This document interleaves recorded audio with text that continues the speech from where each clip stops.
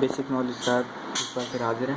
आज जो बेसिकली हमारा टॉपिक है वो डायोड की टेस्टिंग के हवाले से, कि डायोड को कैसे टेस्ट किया जाता है और कैसे इसको लगाया जाता है। ठीक है, तो सबसे पहले ये मेरे पास एक डायोड है। इस डायोड को हम चेक वेरीफाई करेंगे कि डायोड सही भी है या नहीं।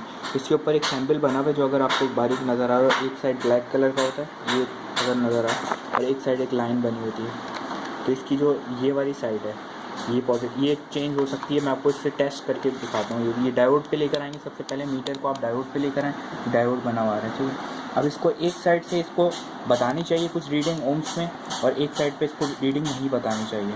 ठीक है, तो पहले मैं इसको लगा के देखता हूँ। ये देखें, ये रीडिंग नहीं दे रहा, देख सकते हैं आप, ये रीडिंग नहीं दे रहा। ठीक है, अब मैं दूसरी साइड पे लगाऊंगा तो इसको बताना चाहिए रीडिंग। ये देखें, ये 4.22 दे रहा है।